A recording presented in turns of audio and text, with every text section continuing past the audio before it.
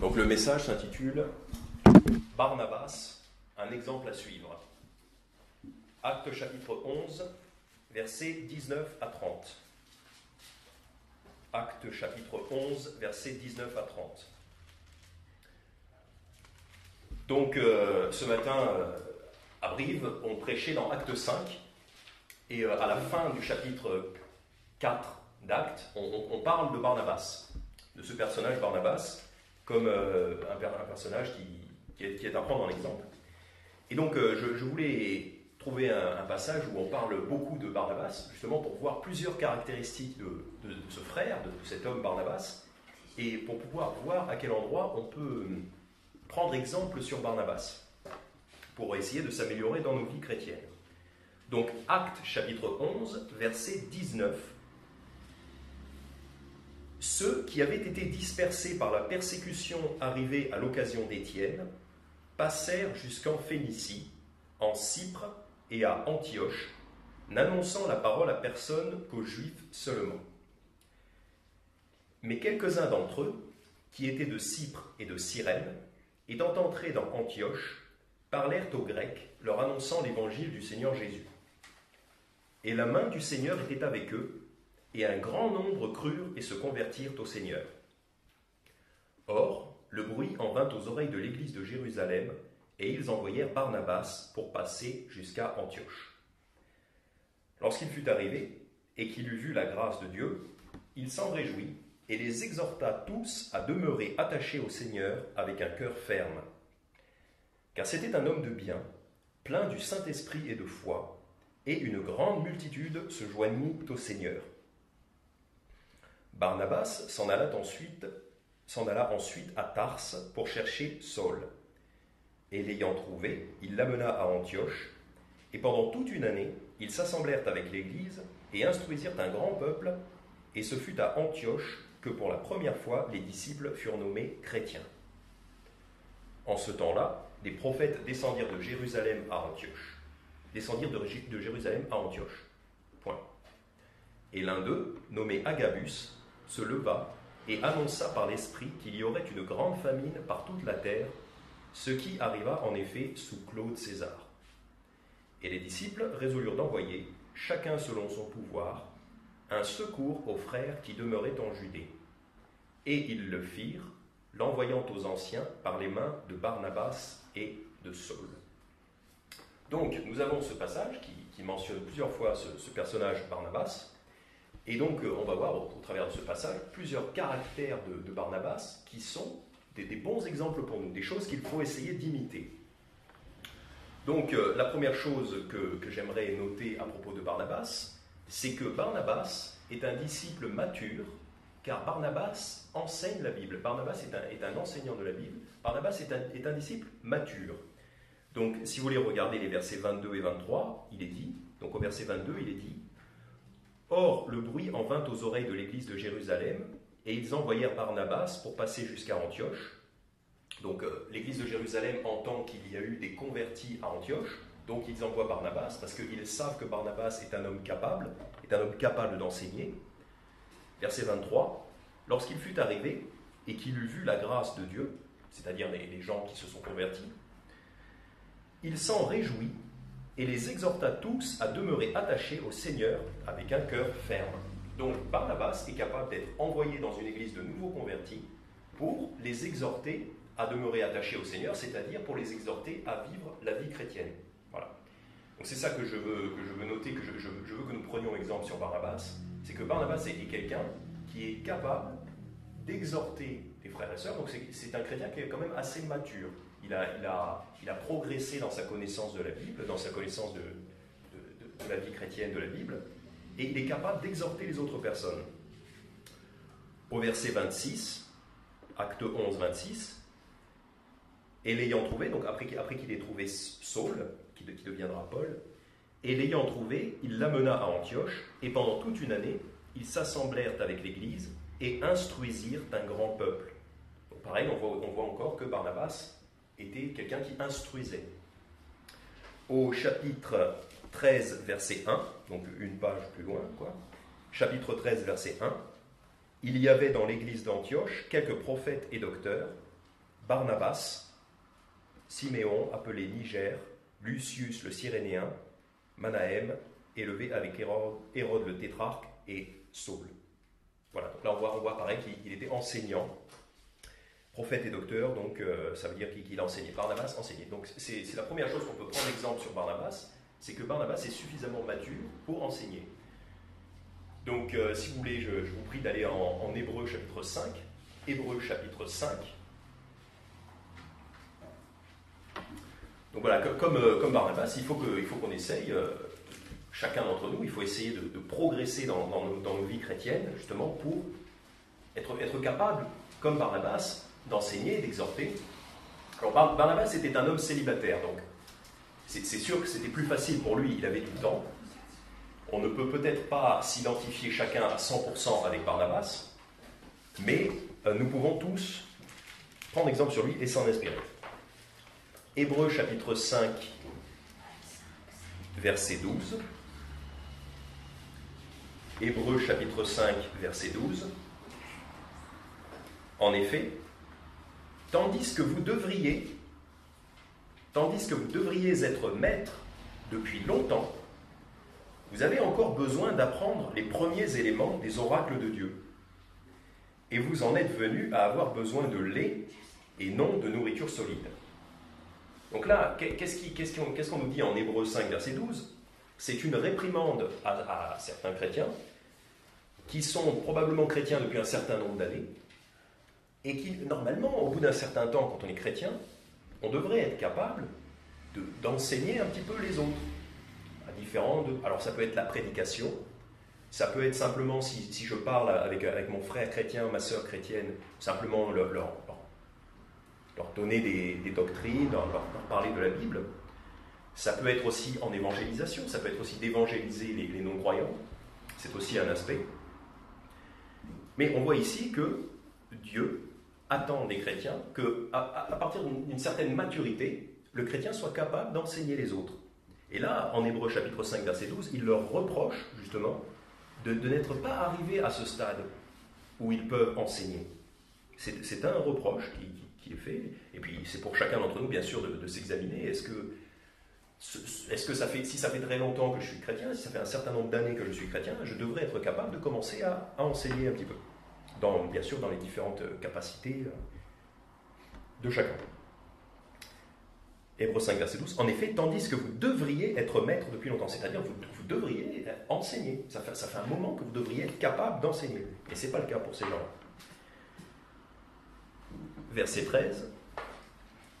Or, celui qui se nourrit de lait ne comprend pas la parole de la justice, car il est un petit enfant. Voilà, c'est dommage quand quelqu'un est chrétien depuis un certain nombre d'années, qu'il soit encore un petit enfant spirituellement, c'est-à-dire incapable de progresser dans la connaissance de la Bible et surtout dans l'application de la Bible. Mais la nourriture solide est pour les hommes faits, c'est-à-dire les chrétiens qui sont accomplis, les chrétiens qui sont un petit peu plus avancés dans leur vie chrétienne, mais la nourriture solide est pour les hommes faits, pour ceux qui, par l'habitude, ont le jugement exercé à discerner le bien et le mal. Donc voilà. Barnabas, lui, était capable d'enseigner, il était mature. Il faut que nous essayions chacun d'entre nous d'arriver à cet état de maturité, de connaissance biblique, pour devenir un petit peu plus capable d'enseigner. Sinon, effectivement, on est un petit peu réprimandé par ce passage comme ça. Si ça fait longtemps qu'on est chrétien et qu'on est incapable de parler de la Bible, de parler de Jésus ou des doctrines de base, c'est un problème. Romains chapitre 15, verset 14. Romains chapitre 15, verset 14.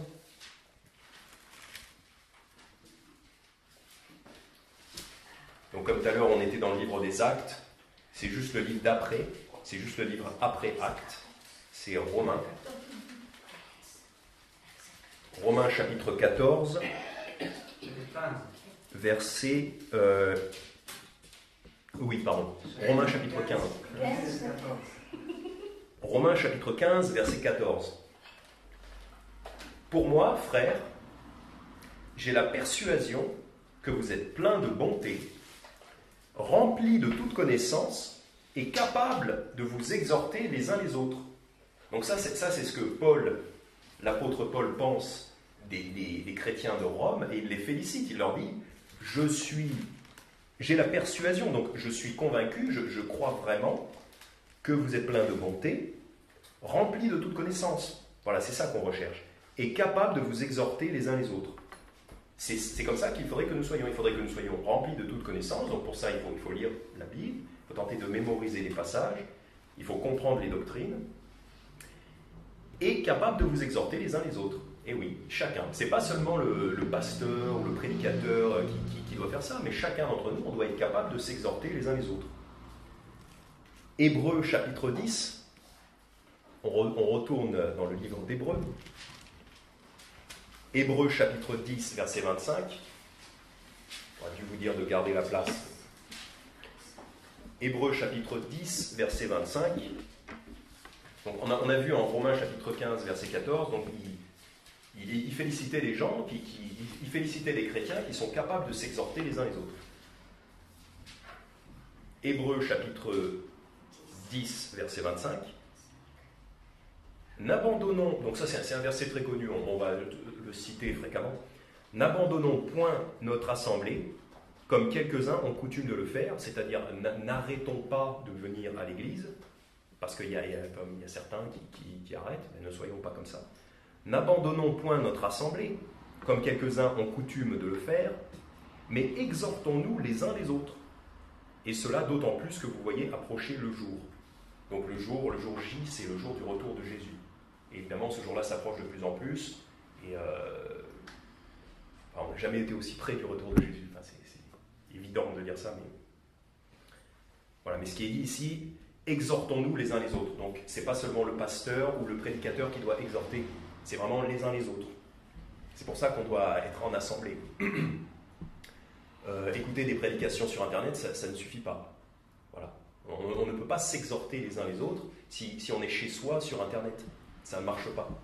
C'est pour ça, malgré le Covid, même si on croit qu'on est vulnérable au Covid, eh bien, malheureusement, si on reste chez soi, on ne peut pas s'exhorter les uns les autres. C'est un problème. Donc voilà. Soyons capables de nous exhorter les uns les autres, comme Barnabas. Parce que venir à l'église, écouter et s'asseoir, c'est le début, c'est pour tout le monde devrait faire ça. Et plus tard, quand on est un petit peu plus mature, il faut être capable d'enseigner. Il doit venir un temps où on est capable de répéter ces choses-là et d'enseigner. Si vous voulez tourner dans Psaume 40, donc au milieu de la Bible, si vous ouvrez la Bible en son milieu, il y a de fortes probabilités que vous tombez dans le livre des Psaumes. C'est à peu près au milieu. Tac. 40. Psaume 40. Psaume 40, versets 1 et 2. Donc on a les versets 1 et 2 qui nous parlent... 1, 2, 3 même. Verset 1, 2, 3 qui nous parle un petit peu du salut, quand quelqu'un est sauvé par Dieu. Psaume 40, verset 1. Au maître chantre, psaume de David. J'ai patiemment attendu l'Éternel, il s'est incliné vers moi, il a entendu mes cris. Il m'a fait remonter de la fosse de destruction, du bourbier fangeux. Il a posé mes pieds sur le roc, il a affermi mes pas. Donc là, c'est un peu ce qui nous arrive quand on demande à Jésus de nous sauver. C'est ça. Il nous fait remonter de la fosse de destruction. L'enfer peut être comparé à c'est une fosse de destruction.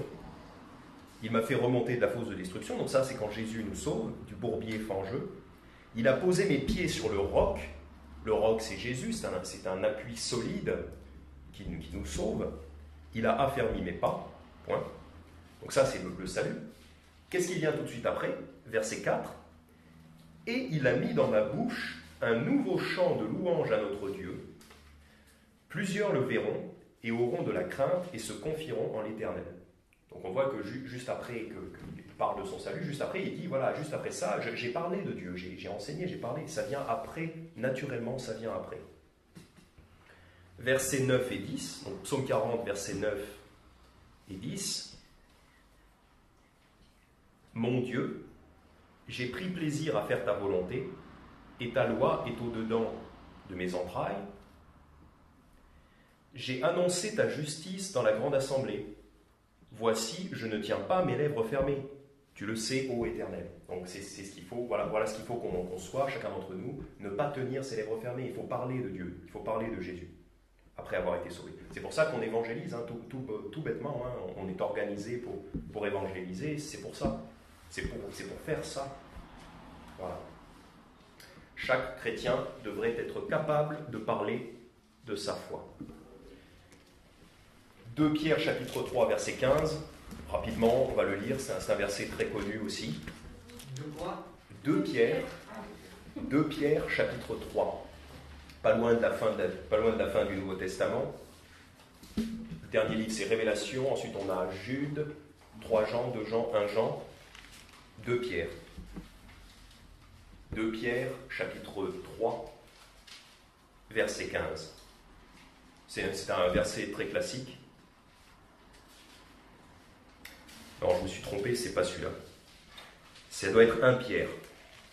Ça doit être 1 Pierre, chapitre 3. Ouais, c'est 1 Pierre, chapitre 3, verset 15.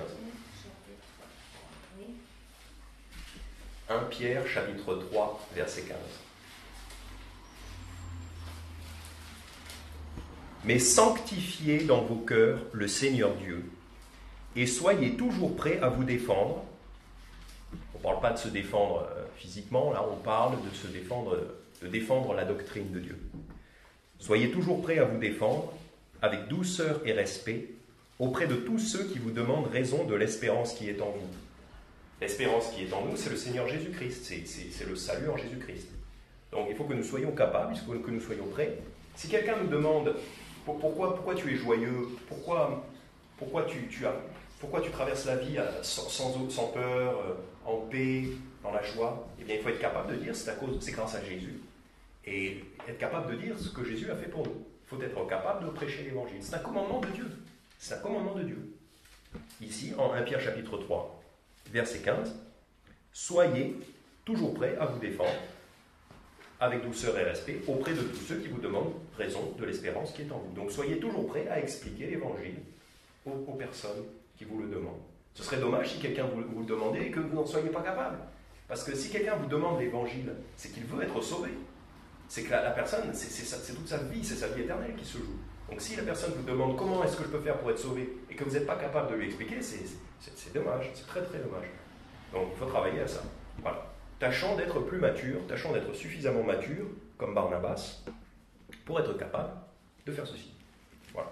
C'était le premier point que nous pouvons prendre en exemple sur Barnabas. Donc on revient dans Actes chapitre 11, donc ce passage qui parle pas mal de Barnabas. Actes chapitre 11. Donc on a vu au verset 23 que donc Barnabas va à Antioche et il exhorte les nouveaux convertis donc, à demeurer attachés au Seigneur, c'est-à-dire à vivre la vie chrétienne. Il les encourage, il les commande, il les exhorte à vivre la vie chrétienne. Verset 24, car c'était un homme de bien, plein du Saint-Esprit et de foi. Donc quand la Bible dit ça de quelqu'un, c'est que vraiment c'est un bon exemple. C'est que vraiment on peut prendre exemple sur lui. Et une grande multitude se joignit au Seigneur. Verset 25 et 26. Barnabas s'en alla ensuite à Tarse pour chercher Saul. Et l'ayant trouvé, il l'amena à Antioche. Et pendant toute une année, ils s'assemblèrent avec l'Église et instruisirent un grand peuple. Et ce fut à Antioche que pour la première fois, les disciples furent nommés chrétiens. Donc la deuxième chose, la deuxième caractéristique de Barnabas que j'aimerais qu'on puisse prendre en exemple, c'est que Barnabas est un homme qui va avoir cette capacité d'aider les autres à mieux servir Dieu. Barnabas a cette capacité de tirer le meilleur des autres personnes. En lui-même, il est un homme plein de foi, un homme de bien, plein de foi et du Saint-Esprit, de par lui-même, mais aussi, Barnabas va aider les autres personnes à mieux servir Dieu. C'est ce qu'on voit ici, parce que au verset 25, donc Barnabas s'en alla ensuite à Tarse pour chercher Saul. Donc Saul, à l'issue, ça on le voit un petit peu plus tôt dans le livre des Actes, à l'issue d'une persécution contre lui, il était retourné à Tars, dans sa ville natale. Donc on ne sait pas trop ce qu'il faisait, peut-être qu'il servait Dieu, on ne sait pas trop. Mais Barnabas va le chercher, et au verset 26, et l'ayant trouvé, donc il trouve Saul, il l'amena à Antioche, et le résultat de ça, c'est que pendant toute une année, ils s'assemblèrent avec l'Église et instruisirent un grand peuple. Donc, il y a eu beaucoup d'enseignements qui a été rendu possible parce que Barnabas est allé chercher Paul à Tars. Peut-être que si Barnabas n'était pas allé le chercher, peut-être que rien de tout cet enseignement ne serait arrivé. Peut-être que Paul serait resté, à cette époque il s'appelle encore, on l'appelle encore Saul, il deviendra Paul plus tard. Mais peut-être que si Barnabas n'était pas allé chercher, je vais l'appeler Paul pour simplifier, si Barnabas n'était pas allé chercher Paul, peut-être que rien de tout ça ne serait arrivé. Parce que Paul est très compétent. Mais peut-être qu'il serait resté à Tars et qu'il aurait fait moins de choses pour le Seigneur si Barnabas n'était pas allé le chercher. Et c'est pour ça que chacun d'entre nous, on peut faire le maximum pour être comme Barnabas, pour être un Barnabas. Peut-être que vous connaissez quelqu'un qui a besoin d'encouragement. Peut-être que vous connaissez quelqu'un qui ne sert pas le Seigneur, ou pas beaucoup, ou alors vous connaissez quelqu'un qui ne sait pas où aller, qui ne sait pas dans quelle église aller. Eh bien, vous pouvez être comme Barnabas et aller chercher cette personne et dire à cette personne, tu sais que tu pourrais faire ça, tu sais que tu pourrais venir dans l'église, tu sais que tu pourrais venir évangéliser. Tu n'as jamais pensé à prêcher des messages? Est-ce que tu as déjà pensé à prêcher des messages? Et la personne va dire, ah ben non, j'y avais jamais pensé, mais écoute, je vais essayer. Puisque tu me dis d'essayer, je vais essayer. Et puis la personne se met à prêcher la Bible. Ou alors, je pourrais être le Barnabas de quelqu'un et dire, est-ce que tu as déjà pensé à sortir évangéliser? Ah ben non, j'y avais jamais pensé. J'avais jamais pensé que j'en serais capable. Mais si, t'en es capable. T'en serais capable. Moi, je suis le Barnabas de cette personne. Tu serais capable d'évangéliser. Essaye. Ah ben ok, d'accord, je vais venir évangéliser. Vous voyez ce que je veux dire? Parce que des fois, on ne se doute pas qu'on est capable de faire quelque chose. On n'a juste pas l'idée. On n'a pas l'idée qu'on est capable. Et si quelqu'un nous le dit, eh bien, il se trouve qu'on se découvre capable de faire des choses. Je le sais parce que mon métier de maintenant, je suis soudeur, eh bien, c'est pas moi qui ai eu l'idée de faire ça. C'est le frère Pierre qui m'a emmené découvrir ça. Et moi, tout seul, j'aurais pas eu l'idée. C'est juste que je n'ai pas l'idée. Je suis trop bête. J'étais trop bête pour avoir cette idée-là. C'est frère Pierre qui m'a emmené à la formation. Et ça me convient super. C'est un métier très, très intéressant pour moi. C'est un exemple un petit peu... c'est un exemple un petit peu mondain, mais c'est un bon exemple. Pierre a été mon Barnabas en me disant hey, tu pourrais faire ça, ce serait bien. Effectivement, c'est bien. Autre exemple, je ne sais pas pourquoi, qu'est-ce qui t'a motivé à faire du piano, mais peut-être que quelqu'un t'a dit tu pourrais faire du piano. Et peut-être que toi, tu n'y avais pas pensé. Enfin, je ne sais pas en fait. Mais en tout cas, ça peut marcher comme ça. Il y a des gens qui pensent dans leur tête je ne serais jamais capable de faire de la musique, par exemple. Je ne sais pas, je ne serais jamais capable de faire de la musique. Mais si quelqu'un vous dit, mais si, t'en serais capable, essaye, commence, tu verras, c'est pas si difficile. Eh bien, vous essayez, vous commencez à en faire, par exemple, et vous découvrez que c'est faisable. C'est tout à fait faisable. Vous pourriez très bien être... Soyons le Barnabas de quelqu'un, encourageons les autres à développer leur potentiel pour Christ. C'est ça. Barnabas est celui qui va chercher l'autre. Et en plus, ce n'est pas la première fois que Barnabas va chercher Saul. En Actes chapitre 9, donc deux pages avant, Actes chapitre 9, versets 20 à 25, Actes chapitre 9. C'est pas la première fois que Barnabas, c'est pour ça, c'est vraiment dans le caractère de Barnabas de faire ça, parce que c'est pas la première fois qu'il fait ça. Acte 9, versets 20 à 25. Et il prêcha aussitôt dans les synagogues que Jésus était le Fils de Dieu. Donc là, c'est Saul, juste après sa conversion, il commence à prêcher Jésus. À Damas, dans la ville de Damas, en Syrie. Et tous ceux qui l'entendaient étaient hors d'eux-mêmes et disaient, n'est-ce pas celui qui persécutait à Jérusalem ceux qui invoquent ce nom et qui était venu ici exprès pour les emmener liés aux principaux sacrificateurs?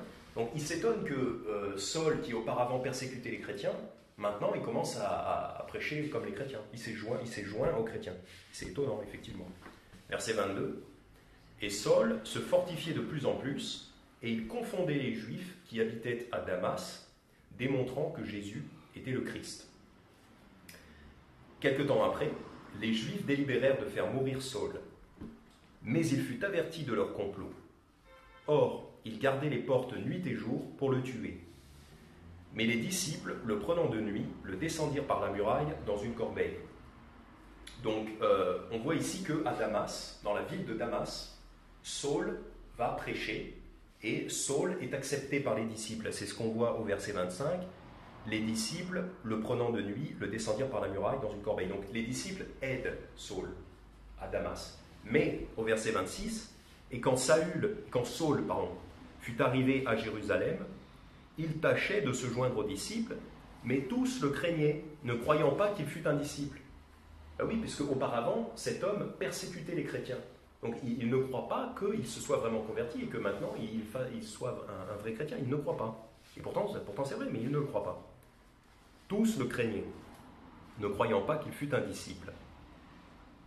Alors, Barnabas le prit et le mena aux apôtres et leur raconta comment le Seigneur lui était apparu sur le chemin et lui avait parlé, et comment il avait parlé ouvertement à Damas au nom de Jésus. Dès lors, il allait et venait avec eux à Jérusalem et parlait ouvertement au nom du Seigneur Jésus. Donc là, qu'est-ce qui se passe? Saul n'est pas accepté par l'église de Jérusalem parce qu'ils le craignent.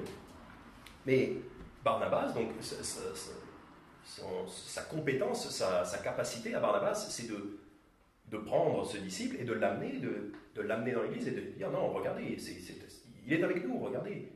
C'est ça la capacité de Barnabas. Un disciple qui a du mal à se faire accepter, Barnabas l'aide à se faire accepter dans l'église.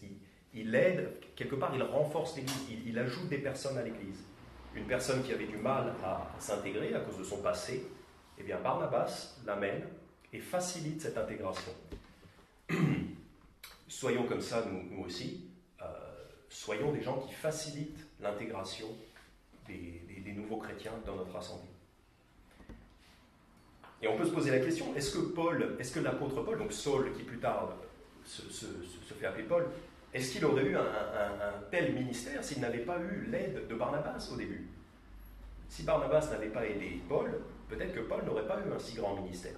Donc pensez-y, peut-être que vous-même, vous n'êtes pas Paul, peut-être que vous ne ferez pas les mêmes choses que Paul, mais par contre, peut-être que vous pouvez aller chercher quelqu'un qui deviendra Paul. Vous voyez ce que je veux dire? Peut-être que vous pouvez être ce Barnabas qui va chercher quelqu'un qui deviendra un évangéliste d'envergure, comme Paul.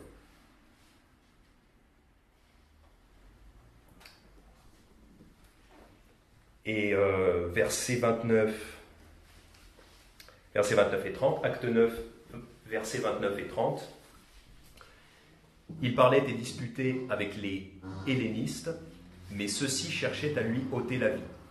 Les frères l'ayant su, l'emmenèrent à Césarée et l'envoyèrent à Tars. Donc en fait, c'est pour ça qu'en acte 11, Barnabas va chercher Saul à Tars, parce qu'ici, en acte 9, à cause de la persécution, il l'envoie à Tars. C'est pour ça que Barnabas a eu besoin d'aller le chercher une deuxième fois. Et dans les chapitres suivants, on voit que Barnabas et Paul vont travailler ensemble. Exemple au chapitre 13, acte 13, verset 1. Pour gagner du temps, on va pas aller dans les détails, mais au acte 13, verset 2, pendant qu'ils célébraient le culte du Seigneur et qu'ils jeûnaient, le Saint-Esprit leur dit, « Mettez à part pour moi Barnabas et Saul, en vue de l'œuvre à laquelle je les ai appelés. » Donc là, vraiment, on voit que le Saint-Esprit va envoyer ces deux hommes. Souvent, on a tendance à focaliser sur Paul, sur Saul, qui deviendra Paul. On a tendance à focaliser sur lui. Mais Barnabas, c'est très important. C'est vraiment une équipe, tous les deux. chapitre 14, verset 1. Chapitre 14, verset 1. Il arriva à Iconium que Paul et Barnabas entrèrent ensemble dans la synagogue des Juifs et parlèrent de telle sorte qu'il y eut une grande multitude de Juifs et de Grecs qui crurent. Donc là encore, on voit qu'ils sont ensemble, ils sont une équipe. Verset 7. Et ils y annoncèrent l'évangile. Donc c'est pas Paul qui annonce l'évangile, c'est l'équipe qui annonce l'évangile. Donc Barnabas est vraiment très important pour accompagner Paul. Chapitre 15, verset 2. Chapitre 15, verset 2.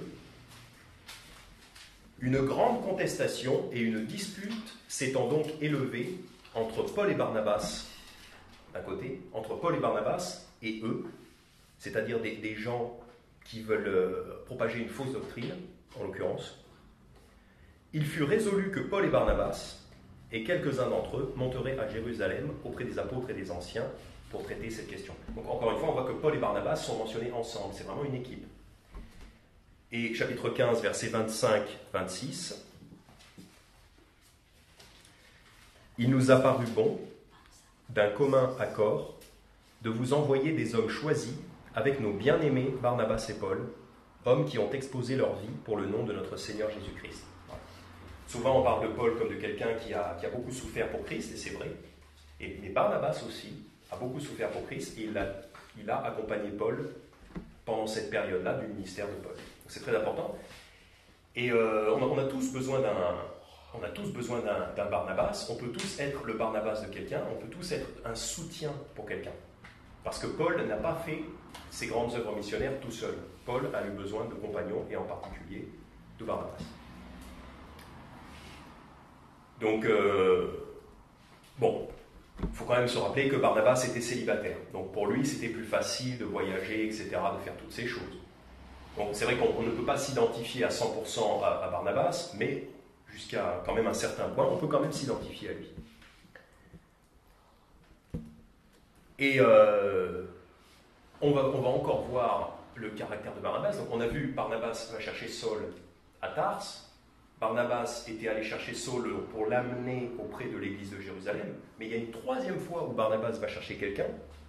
C'est en Acte 15, versets 35 à 39. Donc il y a une troisième fois où on voit ce caractère de Barnabas. Acte 15, verset 35.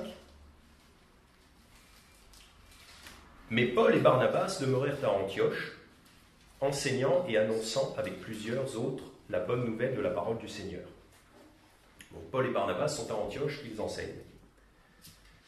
Quelques jours après, Paul dit à Barnabas, « Retournons visiter nos frères dans toutes les villes où nous avons annoncé la parole du Seigneur, pour voir en quel état ils sont. » Donc ils vont retourner dans les églises où ils sont déjà allés pour encourager les frères et sœurs.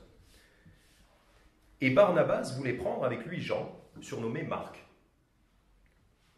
Mais il ne semblait pas raisonnable à Paul de prendre avec eux celui qui les avait abandonnés en Pamphylie et qui ne les avait pas accompagnés dans l'œuvre. Il y eut donc une contestation, en sorte qu'ils se séparèrent l'un de l'autre, et que Barnabas, prenant Marc avec lui, s'embarqua pour l'île de Cypre. Mais Paul, ayant choisi Silas, partit après avoir été recommandé à la grâce de Dieu par les frères, etc.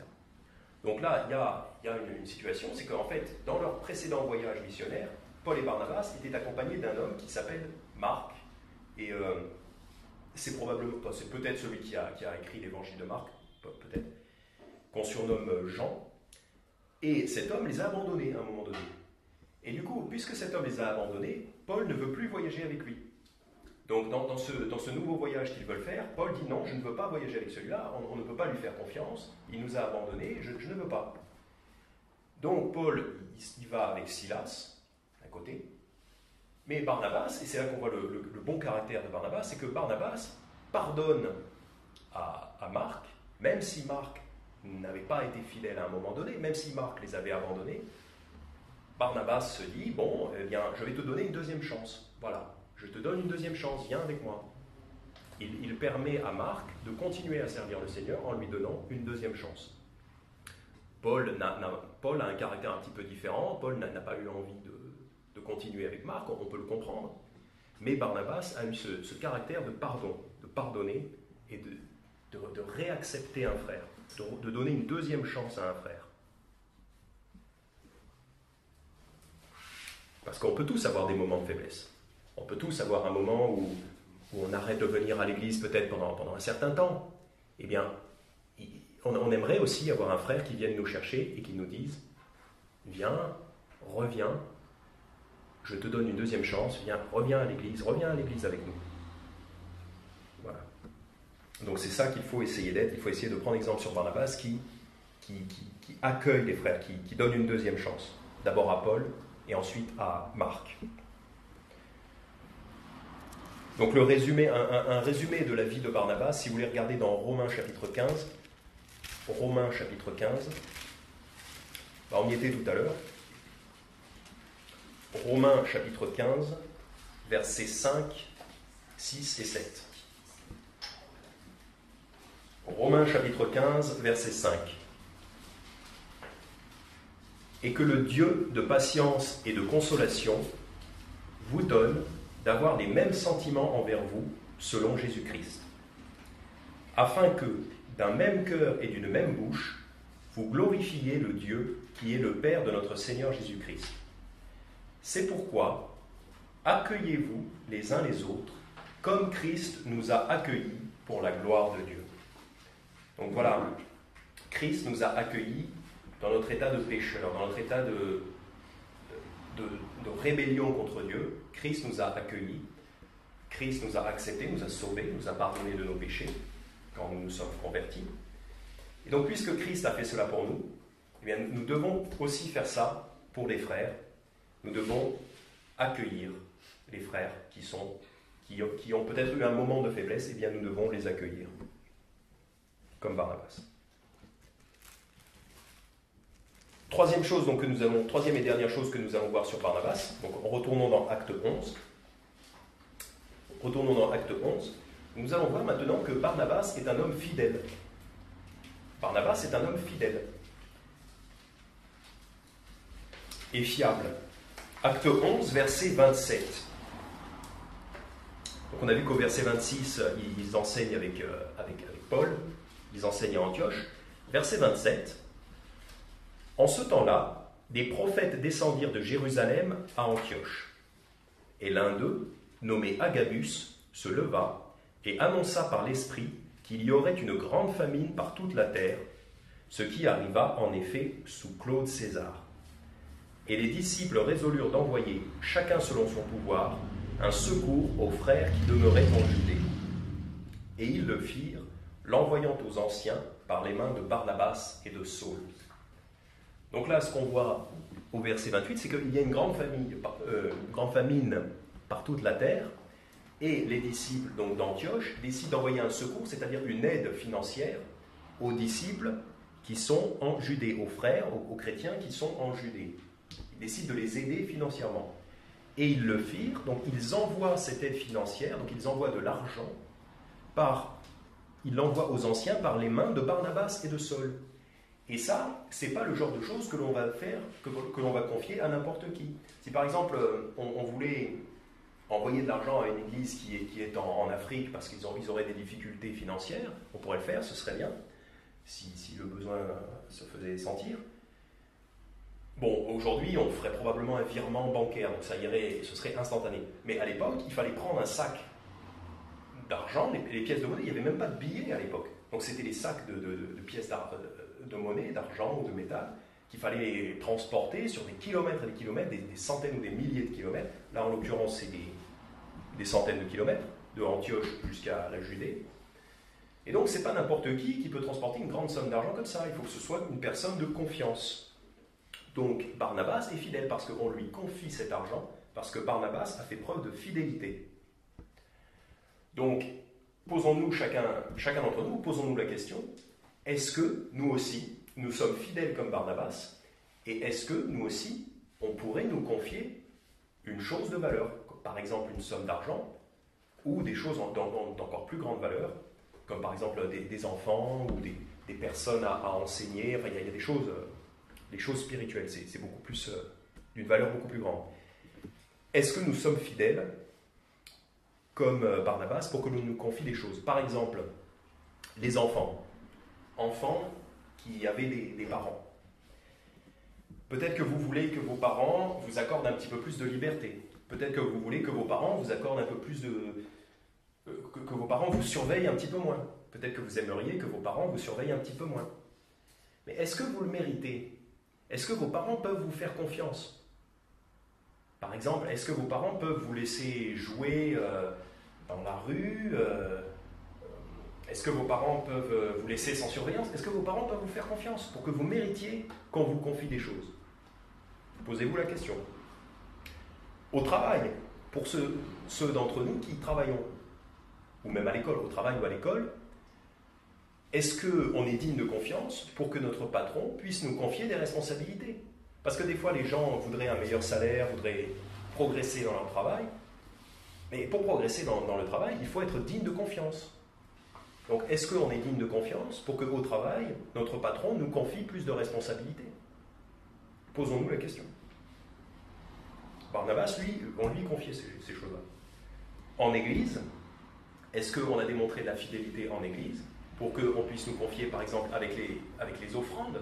Parce qu'à Brive, il y a une personne, je ne sais pas, c'est pas forcément toujours la même personne, il y a une personne qui s'occupe de récupérer les offrandes et de mettre les offrandes sur un compte en banque.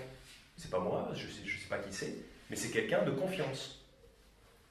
Donc voilà, et on ne confierait pas forcément ça à n'importe qui.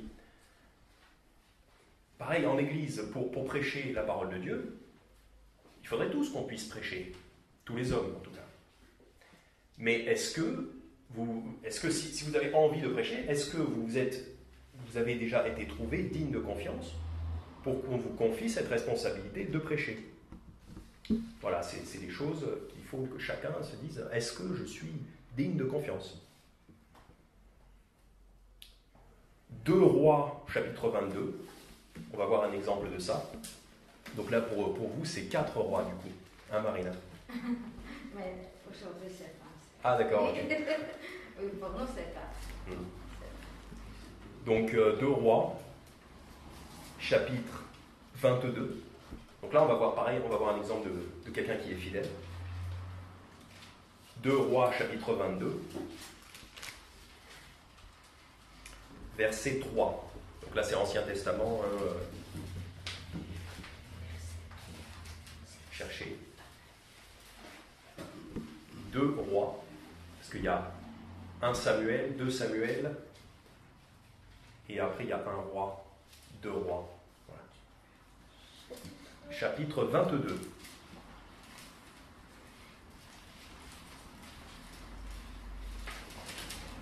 C'est très important d'avoir des gens sur qui on peut compter. Et pour avoir quelqu'un en qui on peut compter, sur qui on peut compter, c'est pas forcément tout le monde. C'est une réputation qui doit se construire. 2 Rois, chapitre 22, versets 3 à 7. Je vais lire les versets 3 à 7. 2 Rois 22, verset 3. Or, la 18e année du roi Josias, le roi envoya à la maison de l'Éternel Shaphan le secrétaire, fils d'Atsalia, fils de Meshulam, en lui disant: monte vers Hilkija, le grand sacrificateur, et qu'il donne l'argent qu'on a apporté dans la maison de l'Éternel et que ceux qui gardent le seuil ont recueilli du peuple, qu'on le remette entre les mains de ceux qui ont la charge de l'ouvrage et qui sont préposés à la maison de l'Éternel, et qu'il le donne à ceux qui exécutent l'ouvrage qui se fait dans la maison de l'Éternel pour en réparer les dégradations. Donc le temple de Dieu est abîmé, il y a des dégradations dans le bâtiment, et donc il faut de l'argent pour payer les ouvriers, pour réparer.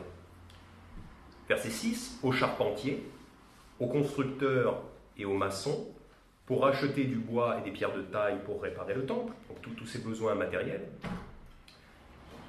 mais qu'on ne leur fasse pas rendre compte de l'argent qu'on leur délivre entre les mains, car ils agissent avec fidélité.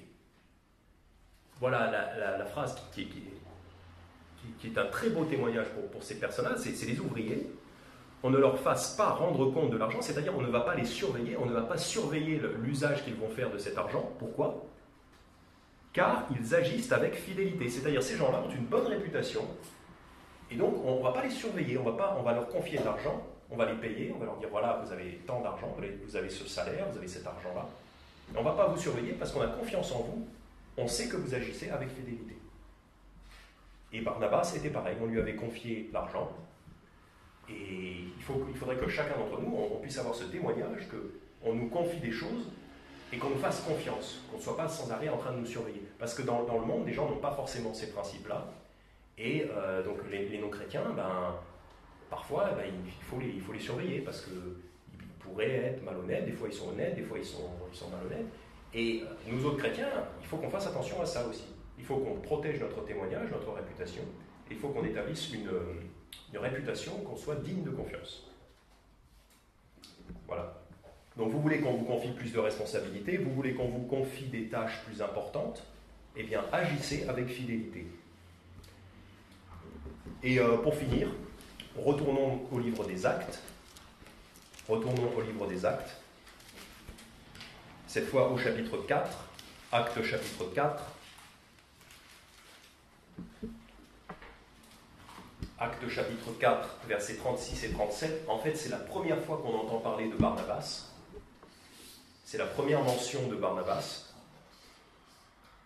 Actes chapitre 4, versets 36 et 37. Ainsi, Josès, surnommé par les apôtres Barnabas, c'est-à-dire fils de consolation, lévite et originaire de Cypre, ayant un champ, le vendit et en apporta le prix et le mit aux pieds des apôtres. Donc la première mention de Barnabas, c'est qu'il a une possession, il a un champ, il vend ce champ et il en fait don à l'Église. Donc Barnabas a vraiment une histoire de fidélité. C'est-à-dire que la bonne réputation de fidélité ne se construit pas instantanément. C'est vraiment année après année. Vous les enfants, il faut que, année après année, vos parents sachent que vous leur obéissez. Nous qui travaillons, il faut que, année après année, notre patron sache que nous sommes fidèles. À l'Église, pareil, il faut que, année après année, l'Église voie et Dieu voie que nous sommes fidèles, année après année. Donc la réputation, c'est sur du long terme. Donc en conclusion, qu'avons-nous appris de Barnabas? Trois choses principalement. Donc, premièrement, Barnabas est un disciple mature, capable d'enseigner et d'exhorter. Donc il faut que nous travaillions chacun d'entre nous à devenir de plus en plus mature et et avoir de plus en plus de connaissances de la Bible, donc pour être capable, nous aussi, d'exhorter et de conseiller, d'enseigner. Deuxième chose que nous avons vue de Barnabas, deuxième qualité, c'est que Barnabas aide les autres chrétiens à tirer le meilleur parti d'eux-mêmes. Donc Barnabas est un excellent aide. Barnabas est celui qui va vous aider à devenir un meilleur chrétien. Donc on peut faire ça pour d'autres personnes que nous connaissons. Nous pouvons aider les autres, nous devrions aider les autres à devenir de meilleurs chrétiens. Et troisième chose que nous apprenons de Barnabas, troisième bon exemple que nous voyons de Barnabas, c'est que Barnabas est fidèle, donc il se voit confier des responsabilités. Donc cultivons chez nous, les chrétiens, cultivons cette réputation de fidélité. Amen. Je vais prier. Père Céleste, merci pour ce bon exemple de Barnabas. Merci pour la clarté de ta parole.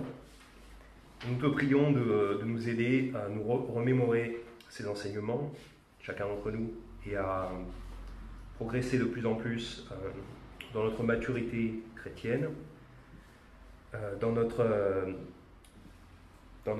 accueil des autres chrétiens, dans l'aide que nous pourrons apporter aux frères et sœurs. Et nous te prions aussi de nous aider à progresser dans notre réputation de fidélité, afin que, si tu le juges approprié, nous ayons des responsabilités plus importantes. Et Père, sachant que nous savons et nous te rendons grâce de nous avoir confié la responsabilité la plus importante de toutes, qui est de prêcher ton évangile au monde entier. Aide-nous pour la semaine qui vient et sois remercié au nom de ton Fils Jésus. Amen.